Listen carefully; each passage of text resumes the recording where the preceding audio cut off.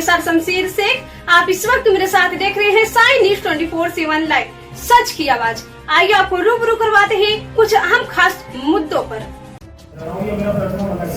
मतलब ऐसे करके वो ऐसे मुड़ रहा है, ये ऐसे करके सीधे चलता चलता है, उसको फर्क नहीं पड़ता। वो सब बेसिकली आई थिंक ये जब ग्रेजुअली ये सब चीज़ें इम्प्लीमेंट होंगी, it is a long term process.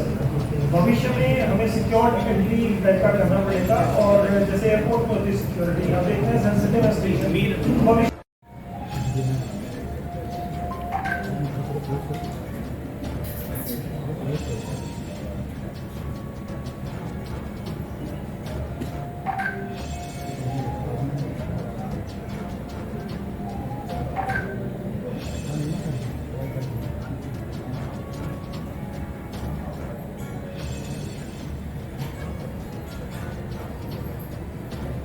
ये वाला वीडियो अगर हम लोग करा रहे हैं, ये तो आपको भी उपलब्ध करा तो स्टेशन पे चल रहा है, आप लोग आपको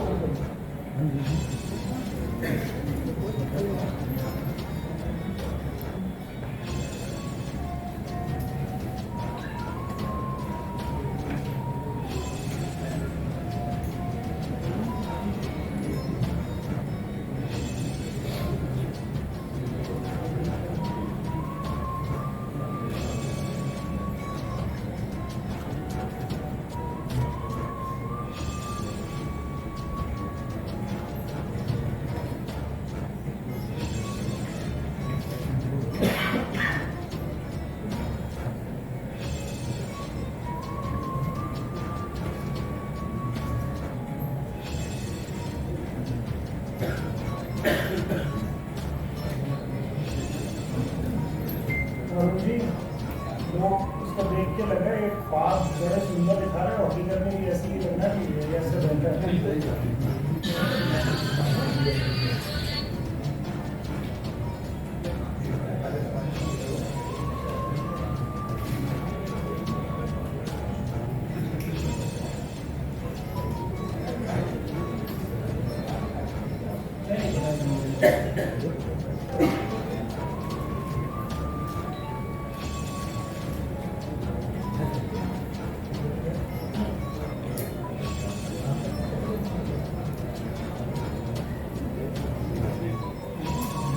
जा रहा है स्मार्ट सिटी की तरफ से, इसके ऊपर इनिशिएटिव्स लिए जा रहे हैं कि जो भीड़ है वो हम लोगों को रियल टाइम पे पता चलती रहे कि भीड़ कहाँ से किस तरफ जा रही है, जिससे कि हमें अलर्ट्स जारी होते रहें और हम उस तरह से उसको प्लान कर लें। ये कैमरों की संख्या, इसके ऊपर अभी उनके कंसल्टेंट्स कार्य कर रहे हैं। संख्या कैमरे की बताना अभी वो नहीं होगा कैमरे, क्योंकि जो हम रेलवे में लगा रहे हैं एक वो CCTV के कैमराज अलग हैं, बट कुछ कैमरा जो स्टेट गवर्नमेंट भी लगाएगी अपने स्मार्ट सिटी के तहत, उसकी फीड भी हम लोगों को देगी और यहाँ पे भी वो लोग अपने कैमरे भी लगाएंगे। सर एक क्वेश्चन है, ये जो रेलवे का आपको भी हम लोगों ने एक वीडियो के माध्यम से भी जैसा कि दिखाया है, ये एक विकसित देश में जिस तरीके का एक एयरपोर्ट होता है उससे भी खूबसूरत हमारा प्रयागराज का स्टेशन बनेगा, और जिसमें पूरी की पूरी वृहद प्लानिंग होगी कि चाहे वो कुंभ भी हो तो भी हम उसकी भीड़ को कंट्रोल कर सकें। तो आप उसको अंदाज़ा लगा सकते हैं, और ये पूरा का पूरा डेवलपमेंट एक clean, green, environmentally sustainable development होगा, जिसमें बेसिकली यात्रियों की सुविधाओं के लिए एयरपोर्ट्स और उससे बेहतर सुविधाएं सारी प्रकार की होंगी।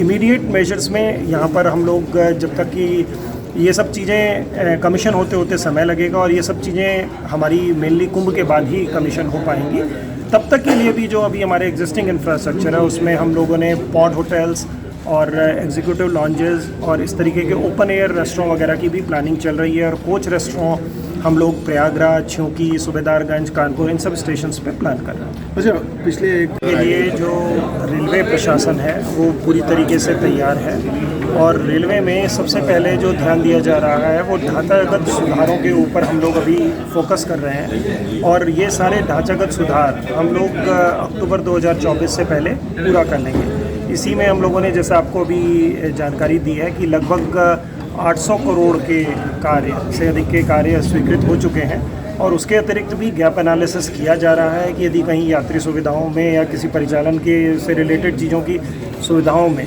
कोई भी कमी छोटी मोटी होगी तो उसको भी पूरा किया जा सके और वो सभी कार्य अक्टूबर 2024 से पहले पूरे किए जा सकें। इसमें मेन कार्य जो हैं वो आरयूबी इन सब के निर्माण है, जिससे कि ट्रैफिक को लेके कंजेशन सिटी में ना हो।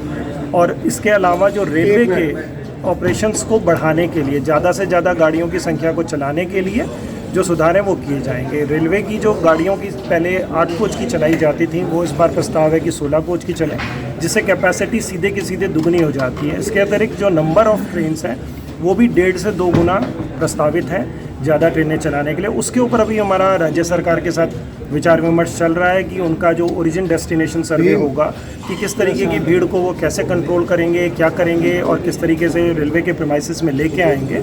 उसके लिए रेगुलर मीटिंग्स भी होती रहती हैं, पर उसके ऊपर अभी फाइनल डिसीजंस बाकी हैं। जब वो फाइनल डिसीजंस हो जाएंगे तो भी आपके साथ साझा किए। हम लोग जांच कर रहे हैं, हमें खेद है कि इस तरीके की घटना हुई है, तो उसके ऊपर जांच चल रही है और 2 या 3 दिनों के अंदर जांच की रिपोर्ट आ जाएगी तो आप लोगों के साथ साझा की जाएगी। तो क्या इस पर कोई पत्र वगैरह आपके पास हाईकोर्ट से आया है, क्या है? जी, हमारे पास पत्र आया था। पत्र आप लोगों के पास भी उपलब्ध है, तो वो वही पत्र हम लोगों को भी आया। हम लोगों ने उसके ऊपर खेद भी व्यक्त किया है कि इस तरीके की घटना हुई है और आगे उसकी जांच करेंगे। देखिए, माननीय महोदय के साथ भी या किसी भी आम पब्लिक को भी कोई इनकन्वीनियंस कभी भी होती है तो वो हमें रेल मदद की जो सुविधा दी गई है, वसीयत दी गई है कि इवन आम आदमी को भी कोई असुविधा होती है तो वो भी हमें खबर करता है। और हम हर चीज़ को, किसी भी यात्री को, आम यात्री को भी हुई भी असुविधा को भी उतनी ग्रेविटी से लेते हैं कि कभी भविष्य में उसकी पुनरुक्ति ना हो, और हमारा मेन फोकस इसी पे रहेगा कि इसकी पुनरुक्ति हो। तो जब भी दुर्घटनाएं अनफॉर्चुनेटली घटती हैं तो